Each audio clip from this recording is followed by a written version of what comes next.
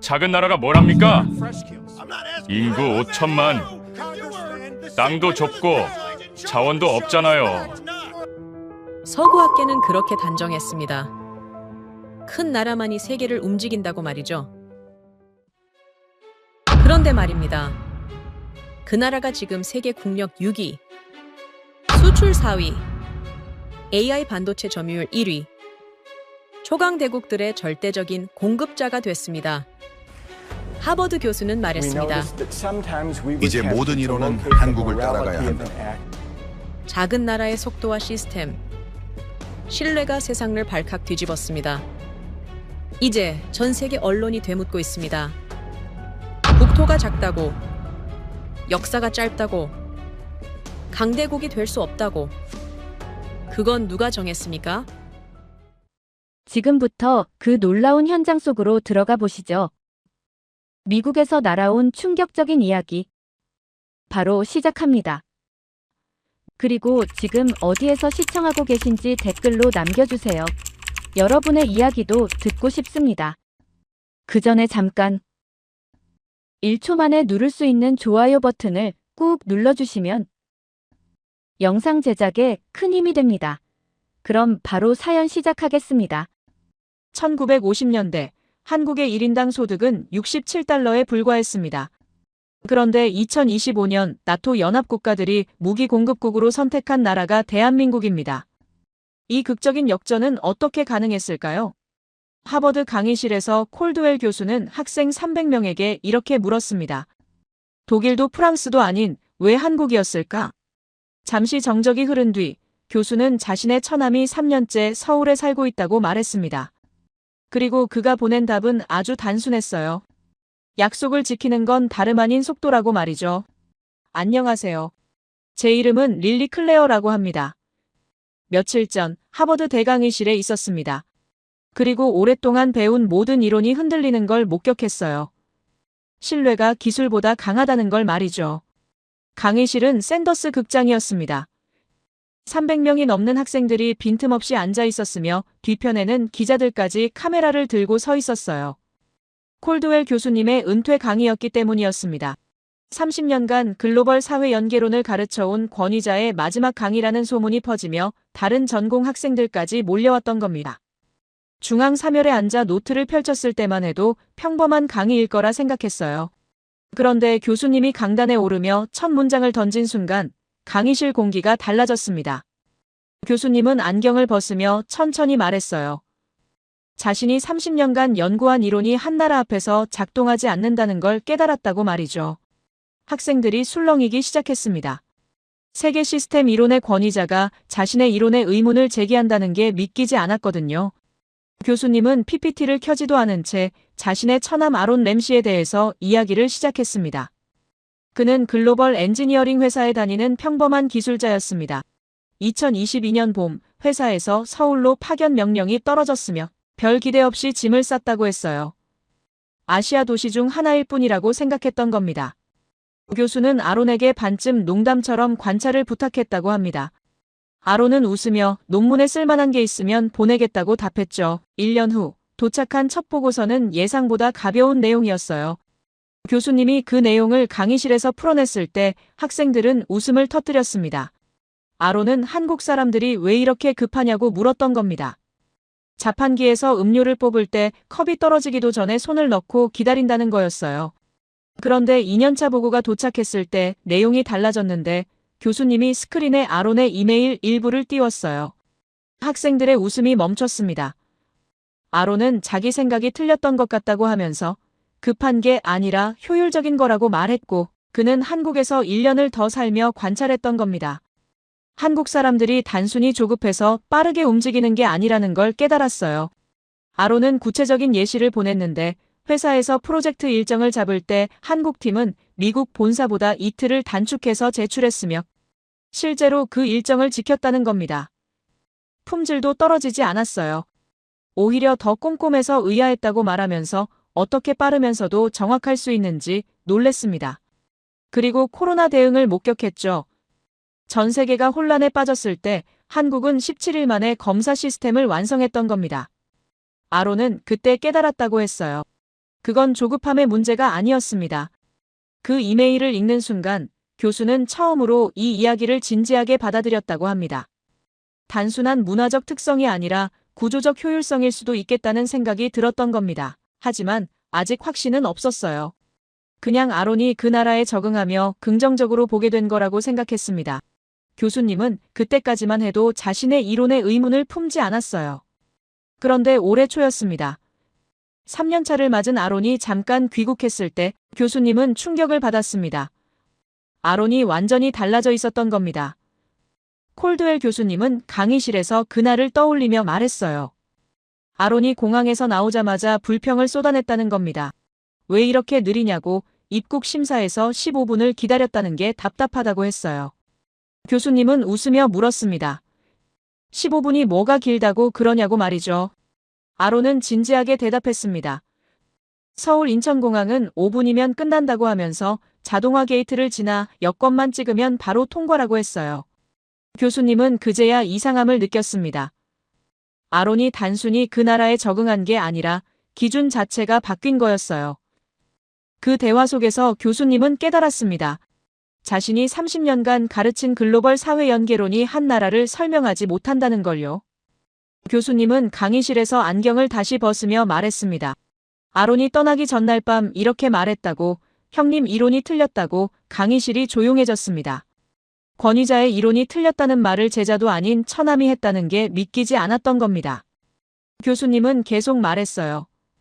아론은 글로벌 사회 연계론은 속도를 변수로 포함하지 않았다고, 한국은 속도가 문화이고 시스템이며 국력이라고 전했습니다.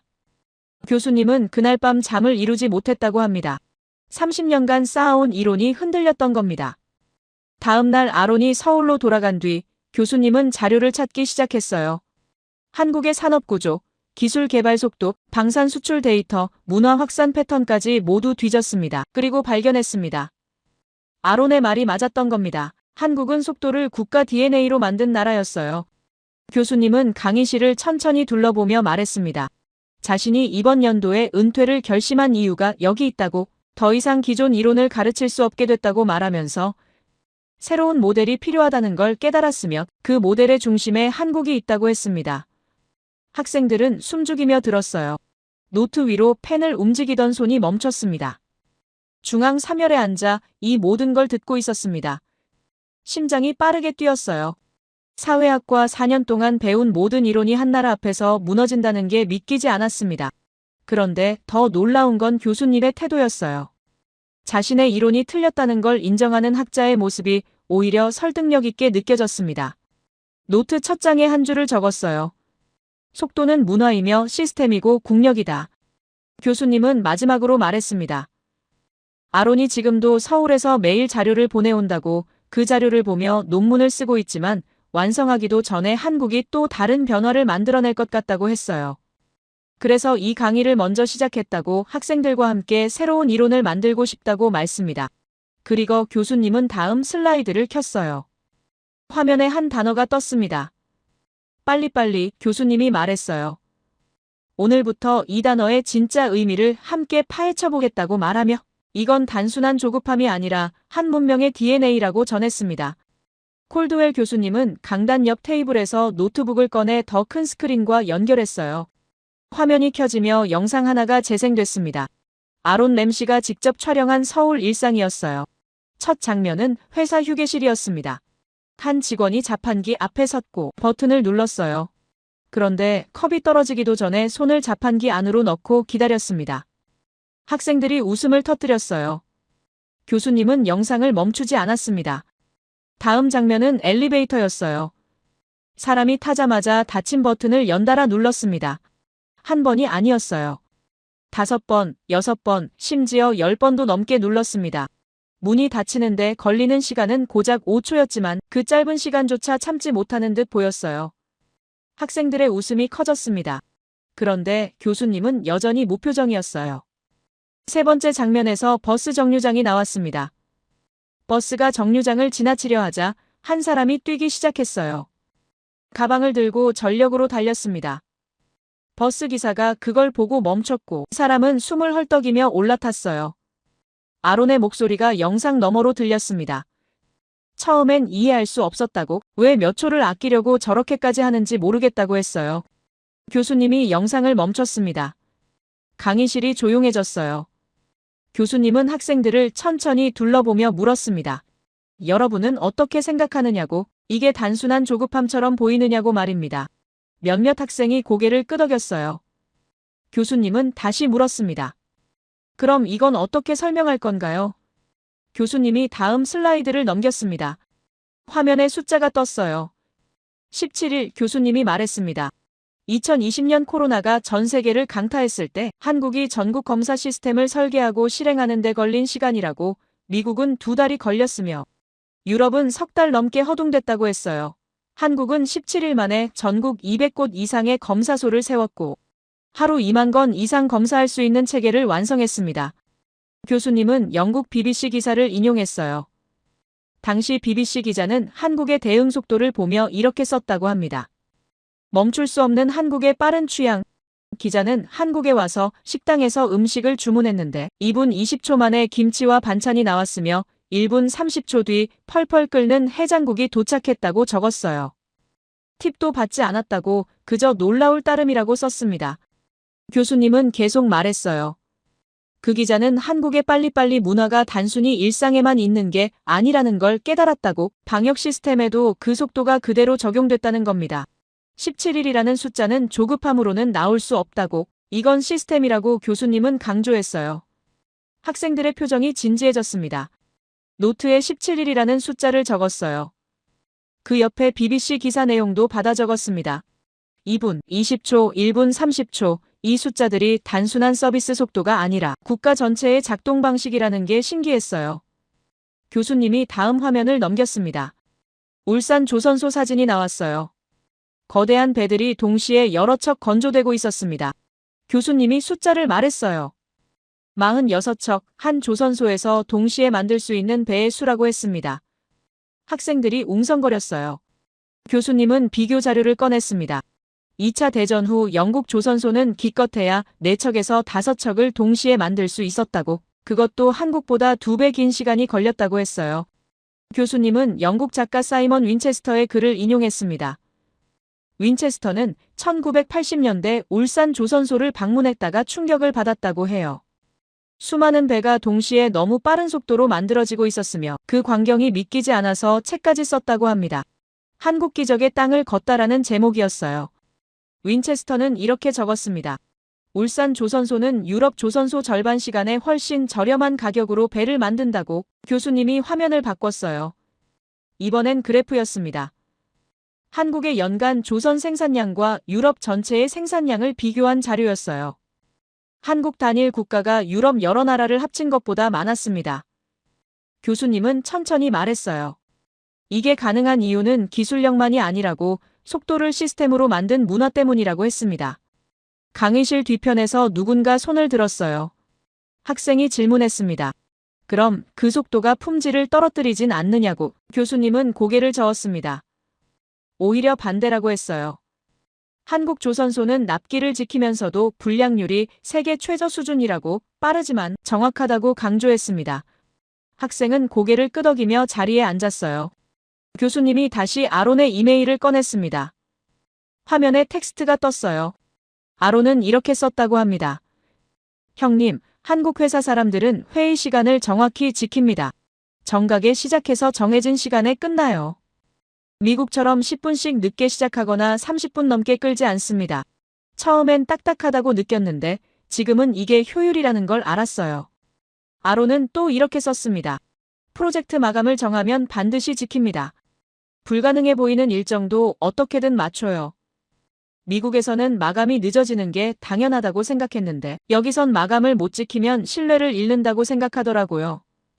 형님, 이건 단순히 빠른 게 아니에요. 약속을 지키는 문화예요. 교수님은 그 문장을 천천히 읽었습니다. 약속을 지키는 문화, 학생들이 노트에 받아 적었어요. 역시 그 문장을 밑줄 그으며 적었습니다. 교수님은 말을 이었어요.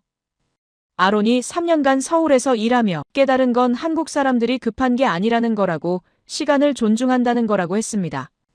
교수님이 또 다른 화면을 넘겼어요. 옥스퍼드 사전 페이지가 나왔습니다. 빨리빨리라는 단어가 정식 등재돼 있었어요. 교수님은 설명했습니다. 이 단어가 영어권에서 한국을 상징하는 표현으로 자리 잡았다고, 외국인들이 한국을 떠올릴 때 가장 먼저 생각나는 단어라고 했어요. 학생들이 신기해하며 화면을 봤습니다. 교수님은 덧붙였어요. 2006년 독일 월드컵 당시 한국 대표팀 감독이었던 아드보카트는 이렇게 말했다고 합니다. 빨리빨리는 내가 가장 좋아하는 한국말이라고, 선수들이 훈련할 때도 경기할 때도 그 속도감을 유지한다고 감탄했다고 해요. 교수님은 말했습니다. 이건 단순한 언어가 아니라 문화이며 시스템이라고. 교수님이 스크린을 껐어요. 강의실 조명만 남았습니다. 교수님은 강단 중앙에 서서 학생들을 바라봤어요. 그리고 천천히 말했습니다. 여러분, 제가 오늘 보여드린 건 표면입니다. 교수님은 목소리에 힘을 실었습니다. 그 일상이 17일 만에 방역 시스템을 만들고 46척의 배를 동시에 건조하는 국가 시스템으로 연결된다는 겁니다. 이건 우연이 아니에요. 문화가 국력이 된 사례입니다. 속도가 단순한 습관이 아니라 경쟁력이 됐다는 거예요. 교수님이 마지막으로 말했어요. 아론이 처음 서울에 갔을 때는 이해하지 못했다고, 1년이 지나서야 효율이라는 걸 알았고 2년이 지나서야 시스템이라는 걸 깨달았다고 합니다. 3년이 지난 지금 아론은 한국이 속도를 국가 DNA로 만든 유일한 나라라고 확신한다고 했어요. 강의실이 조용했습니다. 학생들은 노트를 내려다보거나 교수님을 응시했어요. 가슴이 두근거렸습니다. 처음엔 웃으며 들었던 자판기 이야기가 이제는 전혀 다르게 느껴졌어요. 이게 농담이 아니라는 걸 깨달았습니다. 속도가 정말로 국력이 될 수 있다는 게 믿기지 않았지만 교수님이 보여준 자료들은 모두 사실이었어요. 교수님이 다음 슬라이드를 준비하며 말했습니다. 그럼 이제 질문을 바꿔봅시다. 이 속도가 어떻게 기술력으로 진화했는지 살펴보겠다고, 다음 장으로 넘어가겠다고 했어요. 노트에 마지막 문장을 적었습니다. 일상이 시스템이 되고 시스템이 국력이 된다. 펜을 들고 다음 내용을 기다렸습니다. 노트에 마지막 문장을 적었습니다. 일상이 시스템이 되고 시스템이 국력이 된다. 펜을 들고 다음 내용을 기다렸어요. 콜드웰 교수님이 새로운 슬라이드를 띄웠습니다. 화면에 숫자가 나타났어요. 4.8%. 교수님은 이 숫자가 한국의 GDP 대비 연구개발 투자 비율이라고 설명했습니다. OECD 평균이 2.4%인데 한국은 그 2배라고 했어요. 세계에서 가장 높은 수치라고 덧붙였습니다. 학생들이 노트에 받아 적기 시작했어요. 교수님은 비교 자료를 꺼냈습니다. 미국은 3.1%이며 일본은 3.3%, 독일이 3.0%라고 했어요. 한국보다 경제 규모가 훨씬 큰 나라들인데 기술 투자 비율은 낮다는 겁니다. 교수님은 천천히 말했어요. 이건 선택의 문제라고, 한국은 기술의 국가 미래를 걸었다는 거라고 했습니다. 화면이 바뀌며 반도체 이미지가 나왔어요. 작고 정밀한 칩 사진이었습니다. 교수님이 설명을 시작했어요. 한국은 메모리 반도체 시장에서 70% 이상 점유율을 유지하고 있다고, 삼성과 SK가 세계 메모리 시장을 사실상 양분하고 있다고 했습니다. 학생들 사이에서 감탄이 흘러나왔어요. 교수님은 더 구체적인 자료를 제시했습니다. HBM이라는 기술에 대해 설명했어요. AI 연산의 필수적인 고성능 메모리라고 했습니다. 2024년까지만 해도 한국의 HBM 관련 장비 국산화율은 35% 수준이었는데 2025년에는 45%까지 올라갔다고 설명했어요. 교수님이 말을 이었습니다. 일부 패키징 라인은 60%를 넘겼다고, 이게 왜 중요하냐면 장비를 자체 생산할 수 있다는 건 외부 의존도가 낮아진다는 의미라고 했어요. 기술 주권이 확보되는 거라고 강조했습니다. 노트에 HBM과 국산화율 숫자를 적었어요. 45%에서 60%, 이 상승 속도가 인상적이었습니다. 그때였어요. 강의실 왼쪽에서 손이 올라갔습니다. 동양인 여학생이었어요. 교수님이 고개를 끄덕이며 발언 기회를 줬습니다. 여학생이 일어서며 자신을 소개했어요. 하루코라고 했습니다. 도쿄 대학에서 온 교환학생이라고 했어요. 강의실이 조용해졌습니다. 하루코는 차분한 목소리로 말했어요. 교수님께서 제시한 자료가 흥미롭긴 하지만 일부 맥락이 빠진 것 같다고 자신도 자료를 준비해왔다고 했습니다. 교수님은 관심 있는 표정으로 들으라고 했어요. 하루코는 노트북을 꺼내 화면을 공유 요청했습니다. 스크린에 하루코의 자료가 떴어요. 일본 경제산업성 보고서였습니다. 하루코는 설명했어요. 반도체 장비 시장에서 일본이 차지하는 비중이 30%가 넘는다고, 한국이 국산화율을 높인다고 해도 핵심 장비는 여전히 일본산에 의존한다고 했습니다. 학생들이 하루코를 바라봤어요. 하루코는 계속 말했습니다.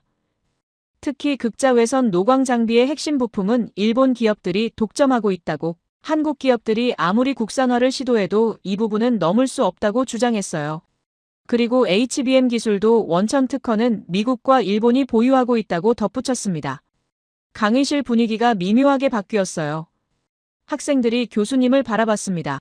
하루코의 주장이 틀린 것 같지는 않았어요. 실제로 반도체 장비 시장에서 일본의 영향력은 컸으니까요. 가슴이 조금 답답해졌습니다. 한국의 기술력이 과대평가된 건 아닐까 하는 생각이 스쳤어요. 콜드웰 교수님은 침착했습니다. 고개를 끄덕이며 하루코의 자료를 천천히 살펴봤어요. 그리고 조용히 말했습니다. 좋은 지적이라고. 실제로 반도체 장비 시장에서 일본의 점유율이 높은 건 사실이라고 인정했어요. 하루코가 미소를 지었습니다. 하지만 교수님은 말을 이었어요. 그런데 여기서 중요한 건 점유율이 아니라 방향이라고, 한국이 35%에서 45%로 올린 속도를 봐야 한다고 했습니다. 1년 만에 10%포인트가 상승했다는 건 구조적 변화가 일어나고 있다는 증거라고 설명했어요. 교수님이 새로운 슬라이드를 띄웠습니다. 한국 반도체 장비 기업들의 성장 곡선이었어요. 2020년부터 2025년까지 매출이 기하급수적으로 증가하고 있었습니다. 교수님은 말했어요. 한국 기업들이 일본 장비를 대체하는 속도가 점점 빨라지고 있다고, 이건 단순한 국산화가 아니라 기술 자립이라고 강조했습니다. 하루코의 얼굴이 굳었어요. 교수님은 계속 설명했습니다. 일본이 보유한 원천 특허는 맞지만 한국은 그 특허를 우회하는 기술을 개발하고 있다고. 실제로 2025년 기준 한국의 반도체 관련 특허 출원 건수가 세계 5위라고 했어요. 이 속도라면 3년 안에 핵심 장비까지 국산화가 가능하다는 분석이 나온다고 덧붙였습니다. 교수님이 하루코를 바라보며 조용히 물었어요. 일본이 기술을 독점하고 있다는 건 과거의 이야기가 아니냐고 하면서, 지금은 한국이 빠르게 따라잡고 있으며 일부 영역에서는 이미 추월했다고 했습니다. 하루코는 대답하지 못했어요. 손이 미세하게 떨리는 게 보였습니다. 교수님은 더 결정적인 자료를 꺼냈어요. 미국 반도체 공급망 보고서였습니다. 2025년 미국 정부가 작성한 문서라고 했어요. 그 보고서에서 한국은 자체 기술로 생산을 안정화할 수 있는 국가로 분류됐다고 설명했습니다. 일본은 장비 공급국으로만 언급됐다고 덧붙였어요. 교수님은 의미를 설명했습니다.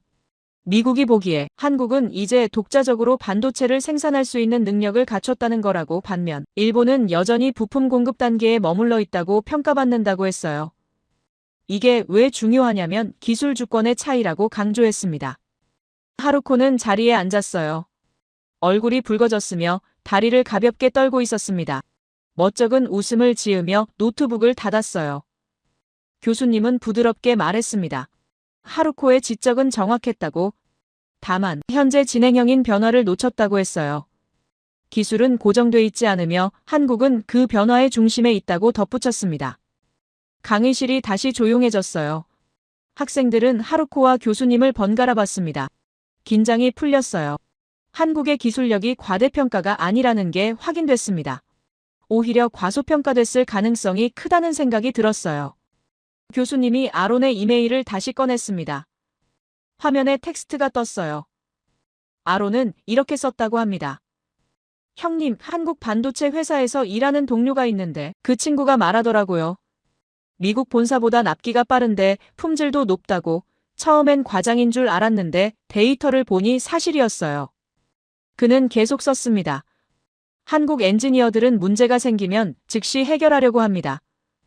회의를 며칠씩 끌지 않아요. 당일에 방향을 정하고 다음 날부터 실행합니다. 이 속도가 기술 개발로 이어지는 거예요. 형님, 이건 빠른 게 아니라 효율적인 겁니다. 교수님은 그 문장을 강조했어요. 효율적이라는 표현이 핵심이라고, 한국은 기술을 빠르게 만드는 게 아니라 빠르게 자립한다고 말했습니다. 속도 자체가 목적이 아니라 자립이 목표라는 거예요. 이게 한국 기술 정책의 본질이라고 설명했습니다. 교수님이 마지막 슬라이드를 넘겼어요. AI 파운드리 시장 점유율 그래프였습니다. 한국 기업들이 빠르게 점유율을 확대하고 있었어요. 교수님은 말했습니다. 한국은 메모리에서 시작해서 이제 AI, 반도체 영역까지 주도권을 확보하고 있다고, 이 속도라면 5년 안에 반도체 전 분야에서 기술 주권을 완성할 거라고 전망했습니다. 노트에 문장을 적었어요. 속도는 기술력이며 기술력은 주권이다. 펜을 멈추고 생각했습니다.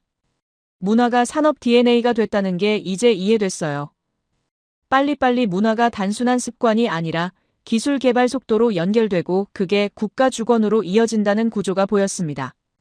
교수님은 강단에서 학생들을 바라보며 말했어요.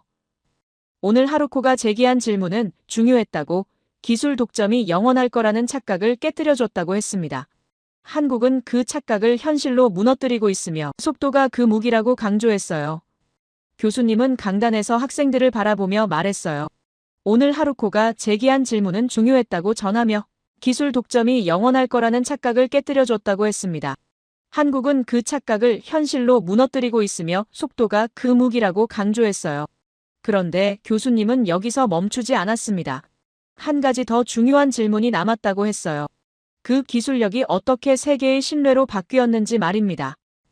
교수님이 새로운 화면을 띄웠습니다. 유럽 중부 폴란드의 지도였습니다. 교수님은 천천히 설명을 시작했어요. 2022년 러시아 전쟁에 유럽 전체가 충격에 빠졌다고 하면서 특히 폴란드는 바로 옆 나라였기 때문에 군사력 증강이 급선무였다고 했습니다. 폴란드 정부는 즉시 무기 도입을 검토했어요. 교수님이 다음 슬라이드를 넘겼습니다. 독일 레오파르트 전차와 프랑스 세자르 자주포 사진이 나왔어요. 교수님은 말했습니다.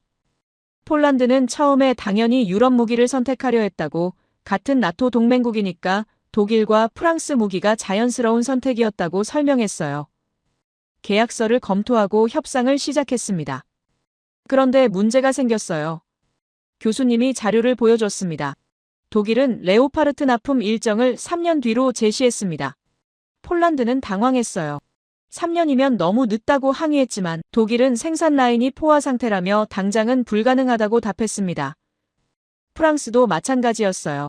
세자르 자주포 납품에 2년 이상 걸린다고 통보했습니다. 교수님은 설명을 이었어요. 폴란드 국방부는 곤란해졌다고, 위협은 지금 당장인데 무기는 3년 뒤에나 온다는 게 말이 안 됐던 겁니다. 그때 누군가 제안했다고 합니다. 한국은 어떠냐고. 폴란드 관계자들은 처음엔 고개를 저었어요. 한국 무기를 써본 적도 없고 성능을 신뢰할 수 없다고 생각했습니다. 하지만 선택지가 없었어요. 교수님이 말했습니다. 폴란드는 한국에 접촉했고 한국 방산 기업들은 즉시 응답했다고. 회의는 단 한 번이었습니다. 한국 측은 명확한 제안을 내놨어요. K2 전차 180대를 2년 안에 인도하겠다고 하면서 K9 자주포 212문은 3년 안에 완료하겠다고 약속했습니다. 폴란드는 의심했어요. 교수님이 당시 상황을 설명했습니다. 독일도 프랑스도 못하는 일을 한국이 할 수 있을까? 계약서에 적힌 일정이 진짜 지켜질까? 폴란드 국방부 내부에서도 논란이 있었다고 합니다. 하지만 시간이 없었어요. 결국 계약을 체결했습니다. 그리고 놀라운 일이 벌어졌습니다. 교수님이 타임라인을 보여줬어요. 2022년 여름 계약 체결, 2023년 초 첫 인도 시작, 2023년 말 K2 전차 180대 완납. 교수님은 강조했어요. 계약보다 6개월 빨랐다고. 폴란드가 요청한 것보다 빨리 완료했다는 겁니다. 학생들이 술렁이기 시작했어요. K9 자주포는 더 놀라웠습니다.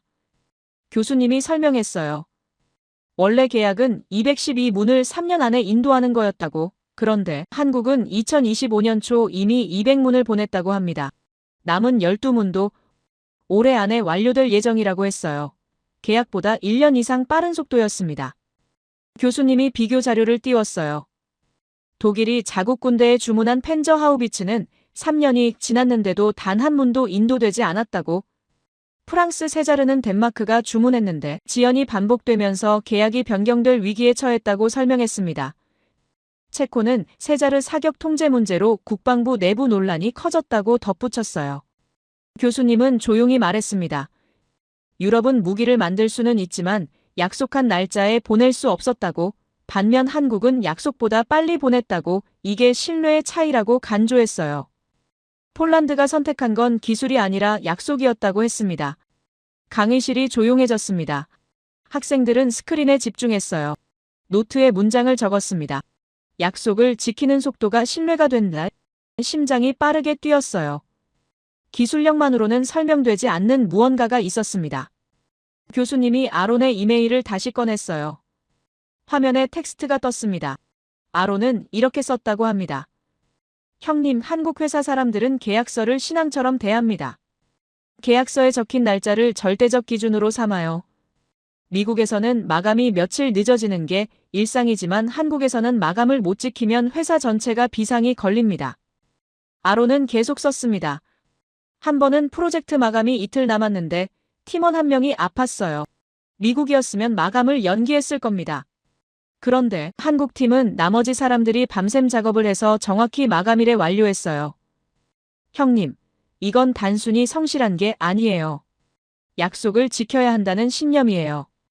교수님은 그 문장을 천천히 읽었습니다. 약속을 지켜야 한다는 신념, 학생들이 노트에 받아 적었어요. 교수님은 설명을 이었습니다. 한국 기업들이 계약서를 대하는 태도는 문화적 배경이 있다고, 그 뿌리에는 나라를 지켜야 한다는 절박함이 있다고 했어요. 교수님이 역사적 맥락을 설명했습니다. 한국은 지정학적으로 강대국 사이에 끼어 있었다고, 중국, 러시아, 일본 사이에서 생존해야 했던 나라라고 했어요. 땅은 작고 자원은 없었으며 인구도 많지 않았습니다. 살아남기 위해서는 약속을 지키는 것 외에 선택지가 없었다고 설명했어요. 교수님은 말을 이었습니다. 한국 사람들은 나라가 무너지면 모든 게 끝난다는 걸 역사로 배웠다고, 그래서 기술이 무너지면 안 되고 약속이 무너지면 안 된다고 생각한다고 했어요.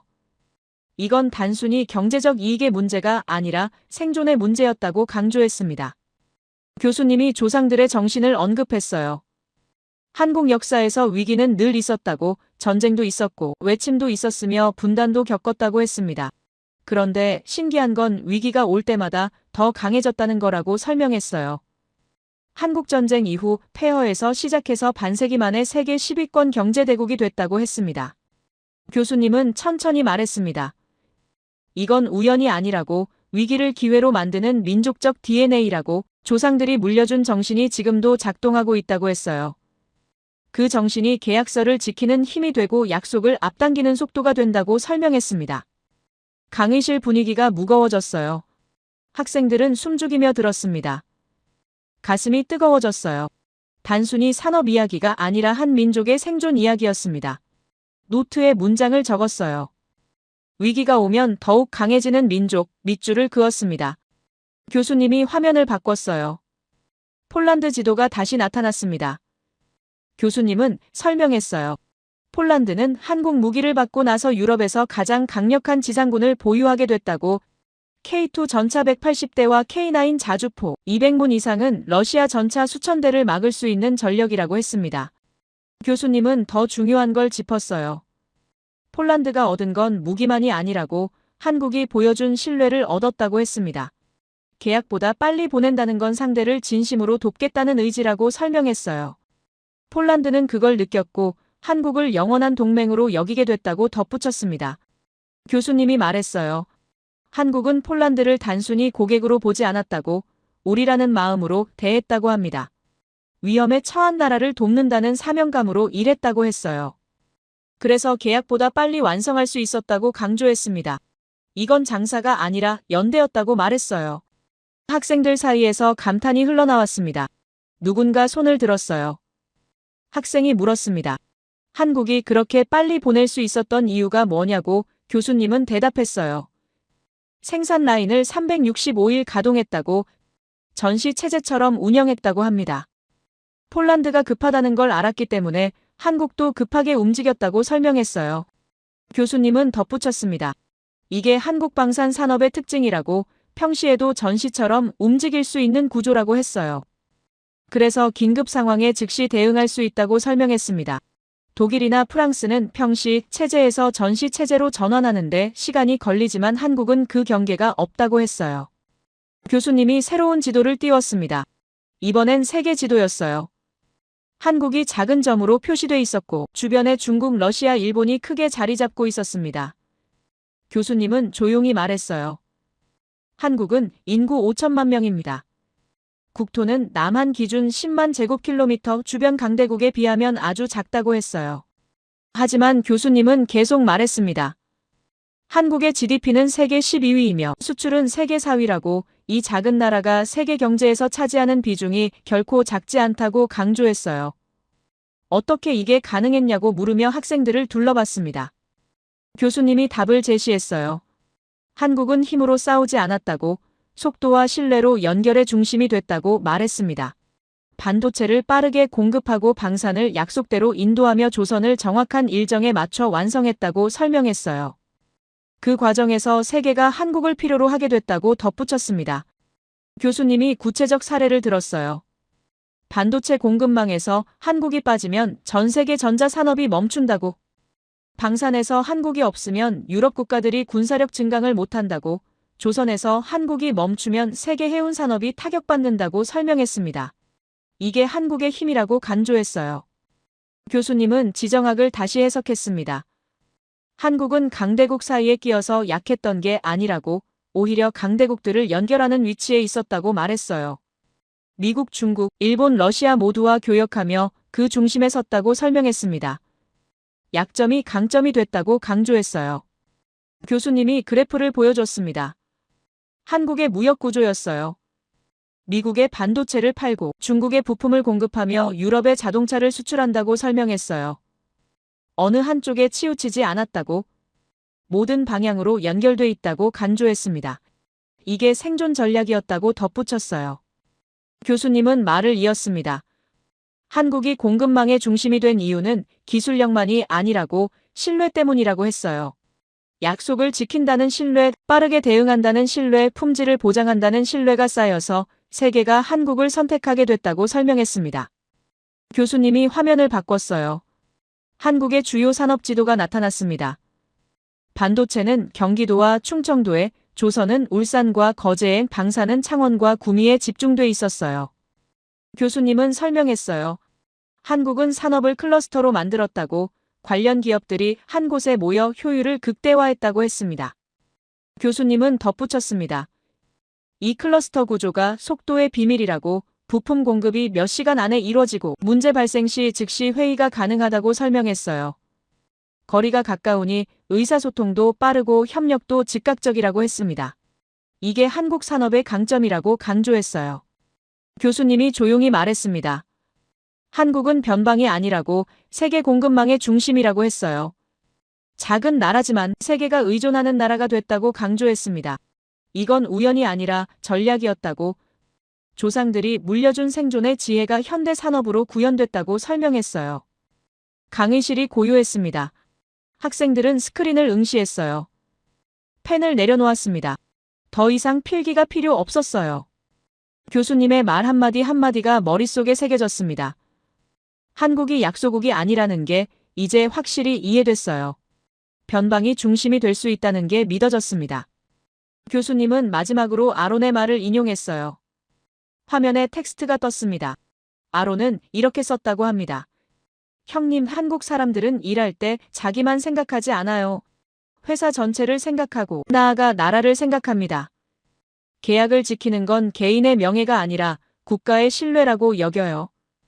형님, 이게 한국이 빠른 이유예요. 혼자가 아니라 함께 달리니까요. 교수님은 그 문장을 천천히 읽었습니다. 혼자가 아니라 함께 달린다. 학생들이 고개를 끄덕였어요. 노트에 마지막 문장을 적었습니다. 우리라는 마음이 속도가 되고 신뢰가 된다. 눈물이 살짝 맺혔어요. 이건 단순한 산업 이야기가 아니라 한 민족의 정신이었습니다. 교수님이 강단에서 내려왔어요. 학생들 사이를 천천히 걸으며 말했습니다. 여러분, 지금까지 본 건 한국이 어떻게 세계의 신뢰를 얻었는지였습니다. 속도가 기술이 되고 기술이 약속이 되며 약속이 신뢰가 됐다고 정리했어요. 그리고 그 신뢰로 변방이 중심이 됐다고 강조했습니다. 교수님은 강단으로 돌아가며 말했어요. 그럼 이제 숫자로 확인해 봅시다. 한국이 실제로 얼마나 강해졌는지 데이터로 살펴보겠다고 했습니다. 새로운 슬라이드를 준비하며 학생들을 바라봤어요. 강의실에 긴장감이 감돌았습니다. 다음 내용을 기대하며 펜을 다시 들었습니다. 교수님은 강단으로 돌아가며 말했어요. 그럼 이제 숫자로 확인해 봅시다. 한국이 실제로 얼마나 강해졌는지 데이터로 살펴보겠다고 했습니다. 새로운 슬라이드를 준비하며 학생들을 바라봤어요. 강의실에 긴장감이 감돌았습니다. 펜을 다시 들고 기다렸어요. 화면이 바뀌었습니다. US 뉴스 로고가 나타났어요. 교수님은 천천히 설명을 시작했습니다. 미국의 US 뉴스 앤 월드 리포트가 매년 발표하는 종합국력 평가가 있다고 군사력만 보는 GFP 순위와 달리 경제기술, 외교 문화까지 모든 걸 포함한 지표라고 했어요. 세계에서 가장 신뢰받는 국력 평가 중 하나라고 덧붙였습니다. 교수님이 숫자를 띄웠어요. 6위 학생들이 숨을 죽였습니다. 교수님은 말했어요. 2025년 발표된 최신 순위에서 대한민국이 세계 6위에 올랐다고 미국, 중국, 러시아, 영국, 독일 다음이라고 강조했습니다. 강의실이 조용해졌어요. 누군가 작게 감탄했습니다. 교수님이 비교 자료를 보여줬어요. 7위는 일본이었고 8위는 프랑스였습니다. 교수님은 천천히 말했어요. 한국이 전통 강대국 두 나라를 제쳤다고. 인구 5천만 명, 나라가 일본과 프랑스를 넘어섰다는 게 얼마나 이례적인지 아느냐고 물었습니다. 학생들은 고개를 끄덕이며 노트에 받아 적었어요. 교수님은 세부 항목을 하나씩 풀어냈습니다. 군사력 항목에서 한국은 5위를 기록했다고. GFP 기준으로도 5위였지만 US 뉴스 평가에서는 실제 전투 준비 태세와 동원 능력까지 포함됐다고 설명했어요. 현역 50만 명의 예비군 350만 명, 즉시 동원 가능한 병력이 400만 명에 달한다고 했습니다. 교수님이 덧붙였어요. 독일과 일본은 병력 규모는 크지만 전력 현대화 속도가 느리다고. 반면 한국은 K2 전차, 한국형 전투기 K9 자주포 등 최신 무기체계를 빠르게 전력화하고 있다고 설명했습니다. 이게 군사력 순위에서 결정적 차이를 만들었다고 강조했어요.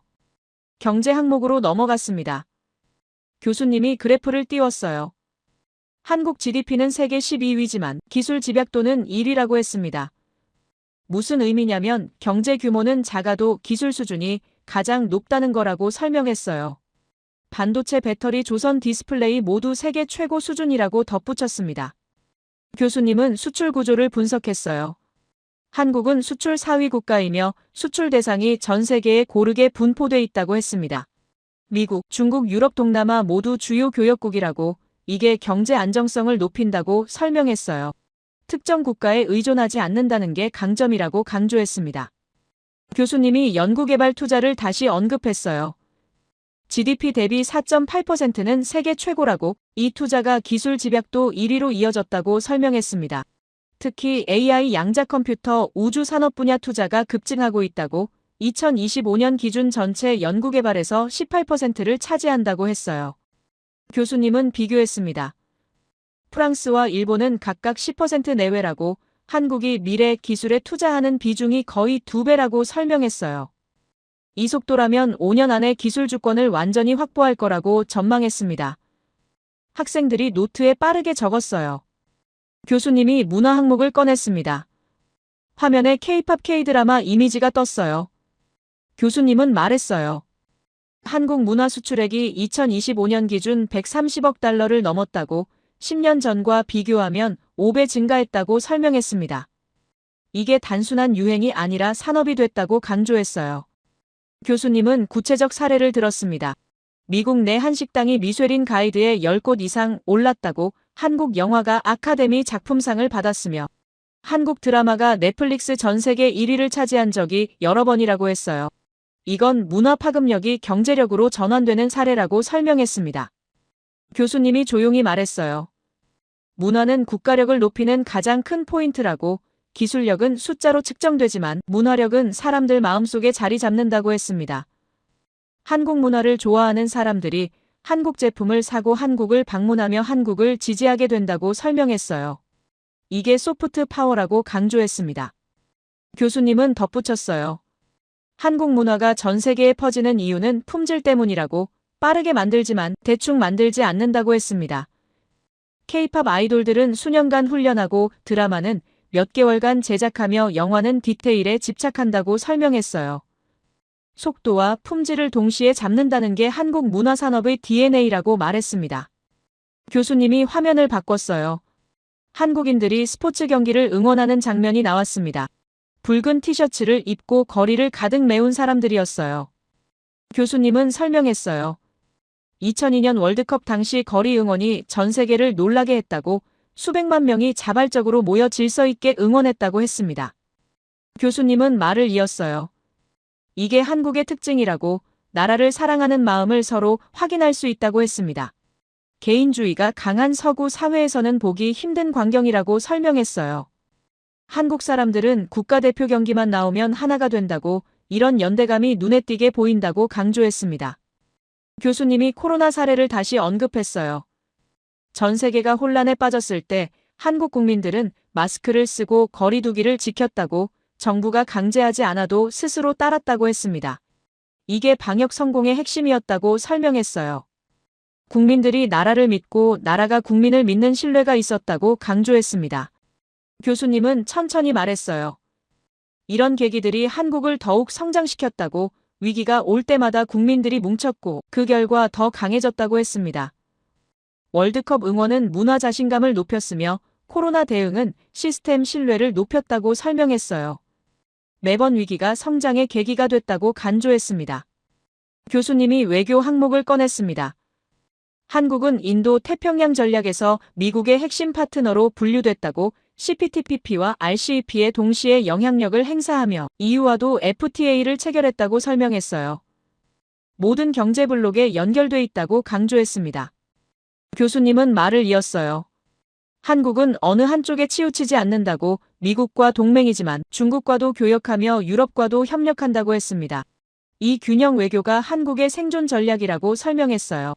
강대국 사이에서 중립을 지키며 모두와 관계를 유지한다고 덧붙였습니다. 교수님이 종합화면을 띄웠어요. 군사 5위, 경제기술 집약도 1위, 문화 파급력 급상승, 외교 네트워크 확대, 이 모든 항목이 합쳐져서 종합국력 6위가 됐다고 설명했습니다. 교수님은 강조했어요. 이건 특정 분야가 강해서가 아니라 모든 분야가 고르게 발전했기 때문이라고. 교수님이 학생들을 바라보며 조용히 물었습니다. 여러분은 어떻게 생각하느냐고, 한국이 6위에 오른 게 놀랍냐고 물었어요. 학생들은 고개를 끄덕였습니다. 교수님은 다시 물었어요. 그럼 왜 놀랍냐고, 왜 예상하지 못했냐고 말입니다. 강의실이 조용해졌어요. 교수님은 천천히 말했습니다. 이제 질문을 바꿔야 한다고, 어떻게 가능했냐는 질문이 아니라 우리가 왜 몰랐냐는 질문을 해야 한다고 했어요. 한국은 이미 오래전부터 강대국이었는데 우리가 인정하지 않았던 거라고 설명했습니다. 교수님은 이유를 설명했어요. 기존 이론이 국토 크기와 인구수를 기준으로 삼았기 때문이라고, 한국은 작으니까 약할 거라고 가정했다는 겁니다. 하지만 실제로는 기술 집약도와 속도가 더 중요했다고 설명했어요. 이론이 현실을 따라가지 못했다고 간조했습니다. 교수님이 마지막 슬라이드를 띄웠어요. 퍼즐 이미지였습니다. 교수님은 말했어요. 지금까지 본 모든 조각이 이제 맞춰졌다고, 빨리빨리 문화가 시스템이 되고 시스템이 기술력이 됐으며 기술력이 약속이 되고 약속이 신뢰가 됐다고 정리했습니다. 그 신뢰로 변방이 중심이 됐고 중심에서 강대국이 됐다고 설명했어요. 가슴이 뛰었습니다. 모든 게 연결됐어요. 자판기 앞에서 손을 넣고 기다리던 사람이 코로나를 17일 만에 잡았고 그게 폴란드의 K9을 조기 인도하는 것으로 이어졌으며 결국 세계 6위 강대국이 됐다는 구조가 보였습니다. 노트에 문장을 적었어요. 이론이 아니라 현실이었다. 교수님이 강단 중앙에 섰습니다. 학생들을 천천히 둘러보며 말했어요. 여러분, 한국은 예외가 아니라고 새로운 기준이라고 강조했습니다. 작은 나라도 강대국이 될 수 있다는 걸 증명했다고 속도와 기술과 신뢰가 합쳐지면 국토 크기는 중요하지 않다고 설명했어요. 교수님은 계속 말했습니다. 한국이 보여준 건 생존의 모델이라고 약소국이 강대국 사이에서 살아남는 방법이라고 했어요. 힘으로 싸우지 않고 속도로 이기며 기술로 자립하고 약속으로 신뢰를 쌓는다는 전략이라고 설명했습니다. 이게 21세기 국가 전략의 새로운 패러다임이라고 강조했어요. 교수님이 아론의 마지막 이메일을 꺼냈습니다. 화면에 텍스트가 떴어요. 아론은 이렇게 썼다고 합니다. 형님, 3년 동안 서울에서 살며 깨달은 게 있어요. 한국 사람들은 나라를 사랑하는 방식이 다릅니다. 말로만 사랑한다고 하지 않아요. 일로 보여줍니다. 빠르게 일하고 정확하게 완성하며 약속을 지키는 게 다 나라를 사랑하는 방식이에요. 아론은 계속 썼습니다. 형님, 그래서 한국이 강한 겁니다. 개인이 강해서가 아니라 모두가 나라를 위해 움직이니까요. 이게 제가 배운 가장 큰 교훈입니다. 나라를 사랑하는 마음이 눈에 보이는 나라, 그게 대한민국이에요. 교수님은 그 문장을 천천히 읽었습니다. 나라를 사랑하는 마음이 눈에 보이는 나라, 강의실이 고요했어요. 학생들은 숨죽이며 들었습니다. 눈물이 핑 돌았어요. 이건 단순한 국력평가가 아니라 한 민족의 정신을 확인하는 순간이었습니다. 교수님이 조용히 말했어요. 여러분, 숫자는 결과일 뿐이라고, 진짜 기적은 그 뒤에 있는 마음이라고 했습니다. 한국이 6위에 오른 건 기술 때문이 아니라 마음 때문이라고 강조했어요. 나라를 지키겠다는 마음, 약속을 지키겠다는 마음, 함께 성장하겠다는 마음이 숫자가 됐다고 설명했습니다. 교수님은 마지막으로 말했어요. 이제 다음 단계를 살펴보겠다고. 한국이 보여준 이 모델이 사회학 이론을 어떻게 바꿀 수 있는지 함께 생각해보겠다고 했습니다. 새로운 슬라이드를 준비하며 학생들을 바라봤어요. 노트를 덮고 교수님만 응시했습니다. 이제 이론의 재정의가 시작될 거였어요. 교수님은 마지막으로 말했어요. 이제 다음 단계를 살펴보겠다고 했습니다. 한국이 보여준 이 모델이 사회학 이론을 어떻게 바꿀 수 있는지 함께 생각해보겠다고 전했어요. 새로운 슬라이드를 준비하며 학생들을 바라봤습니다. 노트를 덮고 교수님만 응시했어요. 교수님이 안경을 벗었습니다. 강단 중앙에 섰어요. 조명이 교수님을 비췄으며 학생들은 숨죽이며 기다렸습니다. 교수님은 천천히 입을 열었어요. 여러분, 30년간 글로벌 사회연계론을 가르쳐왔다고 말했습니다. 세계의 모든 사회 구조가 연결돼 있다는 이론을 믿었다고 전했어요. 교수님은 계속 말했습니다. 그 이론에는 전제가 있었다고 했어요. 국력은 국토 크기와 인구수에 비례한다는 거였다고 설명했습니다. 자원이 많고 땅이 넓으면 강하며 인구가 많으면 경제가 크다는 공식이었다고 밝혔어요. 이게 지난 100년간 통용된 사회학 기본 원리였다고 강조했습니다. 교수님이 목소리에 힘을 실었어요. 하지만 한국은 그 이론을 무너뜨렸다고 말했습니다. 국토는 작고 인구는 적으며 자원은 없는데 세계 6위 강대국이 됐다고 전했어요. 이건 예외가 아니라고 했습니다. 새로운 변수가 작동한다는 증거라고 강조했어요. 학생들이 노트를 펼쳤습니다. 그때였어요. 왼쪽에서 또 손이 올라갔습니다. 하루코였어요. 교수님이 잠시 망설이다 발언권을 줬습니다. 하루코는 일어서며 말했어요. 교수님 말씀이 흥미롭긴 하지만 중요한 걸 빠뜨린 것 같다고 했습니다. 한국의 성장에는 일본의 역할이 컸다고 주장했어요. 하루코는 계속 말했습니다. 한국 경제 발전은 일본의 기술 이전과 투자 덕분이었다고 했어요. 반도체 산업도 초기에는 일본 기술을 배웠으며 자동차 산업도 일본 모델을 따라했다고 주장했습니다. 한국이 혼자 이룬 게 아니라 일본이 도왔기 때문에 가능했다고 강조했어요. 강의실이 술렁였습니다. 학생들이 하루코를 바라봤어요. 하루코는 자신감 있게 말을 이었습니다. 일본 없이는 한국의 기술력도 없었을 거라고 했어요. 지금도 핵심 부품은 일본산을 쓰고 있다고 덧붙였습니다. 한국의 성공을 과대평가하면 안 된다고 주장했어요. 교수님은 조용했습니다. 하루코의 말이 끝나기를 기다렸어요. 하루코가 자리에 앉았으며 교수님은 천천히 고개를 끄덕였습니다. 좋은 지적이라고 말했어요. 실제로 한국이 초기에 일본 기술을 배운 건 사실이라고 인정했습니다. 하루코가 미소를 지었어요. 하지만 교수님은 말을 이었습니다. 그런데 여기서 질문을 하나 해야겠다고 했어요. 기술을 배운 나라는 한국만이 아니었다는 겁니다. 동남아시아 국가들도 일본 기술을 배웠으며 중남미 국가들도 미국 기술을 배웠다고 설명했어요. 그런데 왜 한국만 성공했느냐고 물었습니다. 교수님이 자료를 띄웠어요. 1960년대 한국과 필리핀의 1인당 소득이 비슷했다고 밝혔습니다. 둘 다 일본과 미국의 지원을 받았다고 설명했어요. 50년 뒤 한국은 선진국이 됐고 필리핀은 여전히 개발도상국이라고 했습니다. 이 차이를 어떻게 설명할 거냐고 물었어요. 교수님은 계속 말했습니다. 기술 이전을 받는 것과 그걸 자기 것으로 만드는 건 완전히 다른 문제라고 했어요. 한국은 배운 기술을 개량했으며 더 빠르게 발전시켰다고 설명했습니다. 일본이 10년 걸린 일을 한국은 5년 만에 해냈다고 전했어요. 이게 한국의 능력이라고 강조했습니다. 교수님이 구체적 사례를 들었습니다. 반도체 D램 기술을 일본이 처음 개발했다고 밝혔어요. 한국이 그 기술을 배웠지만 10년 뒤 일본을 추월했다고 설명했습니다. 지금은 삼성과 SK가 세계 메모리 시장을 장악하고 있으며 일본 기업들은 뒤처졌다고 했어요. 이게 단순히 배운 덕분이냐고 물었습니다. 하루코의 얼굴이 굳었습니다. 교수님은 멈추지 않았어요. 조선산업도 마찬가지라고 말했습니다. 일본이 세계 1위였지만 한국이 추월했다고 설명했어요. 디스플레이도 일본이 먼저 시작했는데 한국이 시장을 장악했다고 덧붙였습니다. 배웠다고 해서 다 성공하는 게 아니라고 강조했어요. 교수님이 조용히 말했습니다. 하루코가 놓친 건 속도라고 했어요. 한국은 배운 걸 빠르게 자기 것으로 만들었다고 설명했습니다. 일본이 가르쳐준 건 맞지만 한국이 더 빨리 발전시킨 것도 사실이라고 전했어요. 이게 한국의 DNA라고 강조했습니다.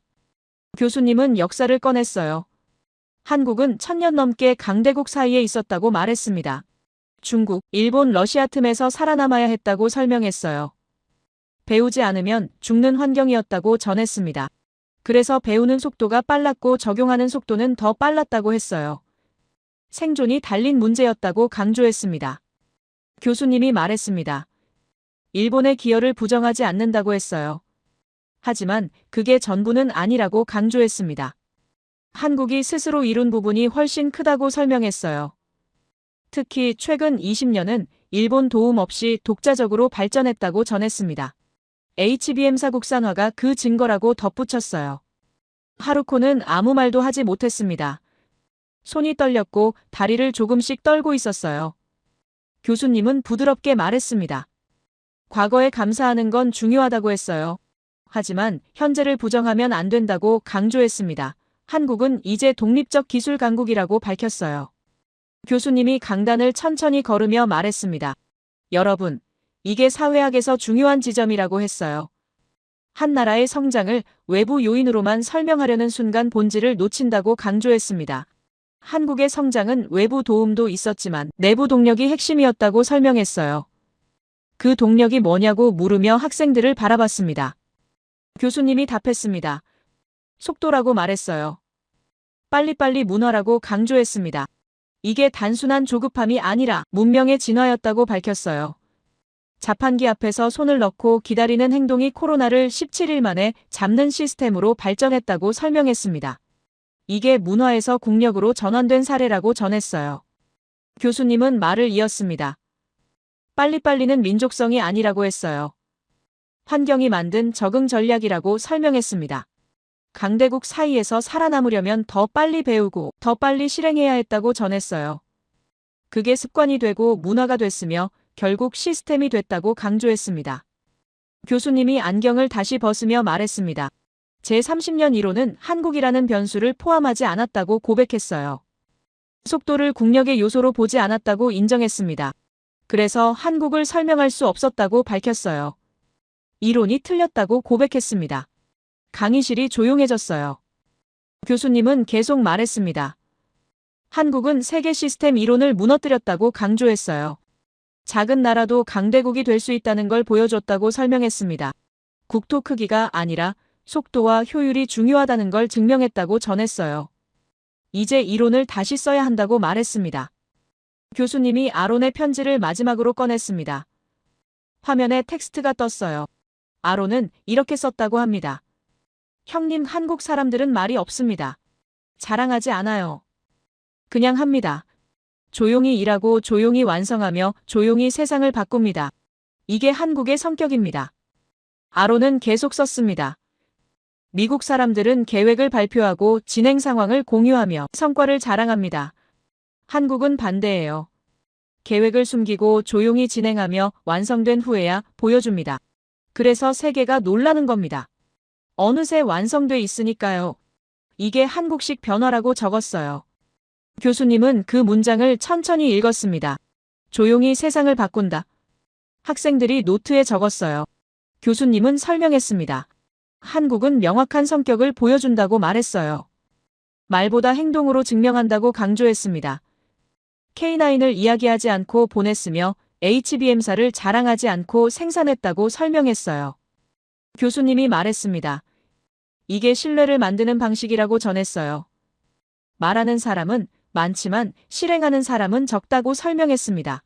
한국은 실행으로 보여주는 나라라고 간조했어요. 그래서 세계가 한국을 믿는다고 덧붙였습니다. 교수님이 조용히 말했습니다. 한국이 이렇게 움직이는 이유는 하나라고 했어요. 나라가 있어야 국민이 있다는 걸 알기 때문이라고 설명했습니다. 역사로 배웠다고 전했어요. 나라가 무너지면 개인도 없다는 걸 뼈저리게 경험했다고 밝혔습니다. 그래서 나라를 지키는 게 개인을 지키는 거라고 믿는다고 강조했어요. 교수님은 말을 이었습니다. 결국 모두가 원하는 건 같다고 했어요. 우리나라의 평화이며 성장이고 나아감이라고 설명했습니다. 한국 사람들은 그걸 개인의 일처럼 여긴다고 전했어요.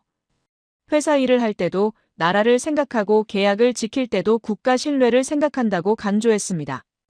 교수님이 목소리를 높였습니다. 이게 한국의 힘이라고 말했어요. 개인과 국가가 분리되지 않는다고 강조했습니다. 서구 사회는 개인주의가 강해서 국가와 개인을 구분하지만 한국은 다르다고 설명했어요. 나라가 잘 돼야 내가 잘 된다는 연대감이 있다고 밝혔습니다. 교수님이 천천히 말했습니다. 그래서 한국은 위기 때마다 강해졌다고 했어요. 전쟁 후 폐허에서 경제대국이 됐으며 외환위기 후 IT 강국이 됐다고 설명했습니다. 코로나 후에는 방역 모범국이 됐다고 덧붙였어요. 위기가 올 때마다 국민들이 뭉쳤고 그게 성장의 동력이 됐다고 간조했습니다. 교수님이 학생들을 바라보며 말했습니다. 여러분, 이게 사회학이 배워야 할 새로운 모델이라고 했어요. 개인주의만이 발전의 길이 아니라고 강조했습니다. 연대도 힘이 될 수 있다고 설명했어요. 한국이 그걸 증명했다고 밝혔습니다. 교수님이 마지막 슬라이드를 띄웠습니다. 빈 화면이었어요. 교수님은 조용히 말했습니다. 여러분, 고백하겠다고 했어요. 이 논문을 완성하지 못할 것 같다고 밝혔습니다. 학생들이 놀라며 교수님을 봤어요. 교수님은 웃으며 설명했습니다. 아론이 보는 한국은 지금도 진화 중이라고 전했어요. 교수님은 말을 이었습니다. 논문을 쓰는 동안에도 한국은 새로운 걸 만들어낸다고 했어요. HBM5가 개발되고 한국형 전투기가 양산되며 새로운 수출 계약이 체결된다고 설명했습니다. 완성하기도 전에 이미 구식이 된다고 밝혔어요. 한국의 속도를 따라갈 수 없다고 인정했습니다. 교수님이 안경을 쓰며 말했습니다. 그래서 이 강의를 시작했다고 전했어요. 완성된 이론을 가르치는 게 아니라 진행 중인 변화를 함께 관찰하고 싶었다고 밝혔습니다. 여러분과 함께 새로운 이론을 만들고 싶다고 강조했어요. 한국은 예외가 아니라 새로운 기준이라고 말했습니다.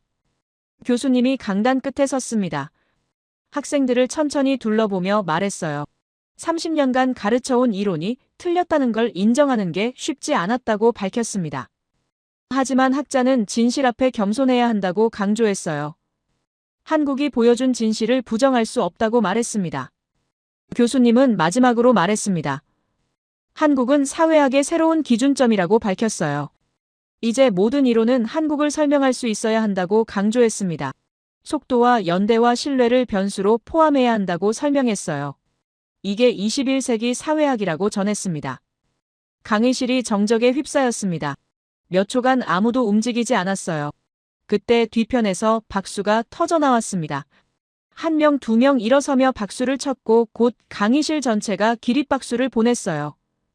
교수님은 고개를 숙였습니다. 눈물이 흘렀어요. 소름이 온몸에 퍼졌습니다. 이건 단순한 강의가 아니었어요. 한 학자가 평생의 이론을 포기하고 진실을 인정하는 순간이었습니다. 한국이라는 나라가 세계 사회학 이론을 바꾼 순간이었어요. 박수가 계속됐습니다. 교수님은 눈물을 닦으며 학생들을 바라봤어요. 감사하다고 입모양으로 말했습니다. 강의실은 감동으로 가득 찼고 모두가 일어서서 박수를 멈추지 않았어요. 하루코도 일어나 박수를 쳤습니다. 얼굴이 붉었지만 인정하는 표정이었어요. 노트를 덮었습니다. 더 이상 적을 게 없었어요. 이 순간을 가슴에 새기고 싶었습니다. 사회학과 4년 동안 이런 강의는 처음이었어요. 이론이 무너지고 새로운 기준이 세워지는 걸 직접 본 순간이었습니다. 박수가 천천히 잦아들었고 학생들이 자리에 앉았어요. 교수님은 미소 지으며 말했습니다.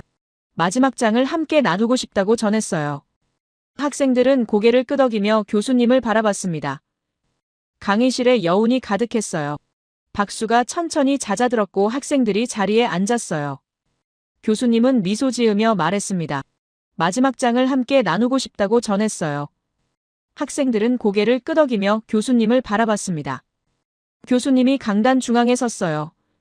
천천히 말을 시작했습니다. 여러분, 오늘 강의를 여기서 마치겠다고 밝혔어요. 30년간 가르쳐온 시간이 이제 끝났다고 전했습니다. 하지만 한 가지는 확실하다고 강조했어요. 한국은 이제 시작이라고 말했습니다. 교수님은 계속 말했어요. 저는 은퇴합니다. 하지만 한국은 멈추지 않을 겁니다. 아론이 보내온 메일처럼 한국은 지금도 진화하고 있으며 세계를 계속 놀라게 할 거라고 설명했어요. 여러분이 그 변화를 지켜봐 주길 바란다고 당부했습니다. 강의실에 다시 박수가 터져 나왔어요. 교수님은 고개를 숙이며 감사하다고 말했습니다. 학생들이 하나둘 자리에서 일어나 강의실을 나가기 시작했어요. 노트를 가방에 넣고 천천히 일어섰습니다. 복도로 나왔어요. 학생들이 3, 4, 5 모여 강의 내용을 이야기했습니다. 몇 걸음 걷다 멈췄어요. 창밖을 바라봤습니다. 하늘이 맑았어요. 교수님의 마지막 말이 머릿속에 맴돌았습니다. 한국은 이제 시작이라는 말이 기숙사로 돌아왔습니다. 책상에 앉아 노트를 펼쳤어요. 마지막 장에 문장을 적었습니다. 한국은 속도를 신념으로 만든 나라다. 펜을 내려놓고 노트를 바라봤어요. 오늘 들은 모든 내용이 한 문장으로 정리됐습니다. 노트북을 켰어요. 아론 램시의 이메일 주소를 찾았습니다. 교수님이 공개한 연락처였어요.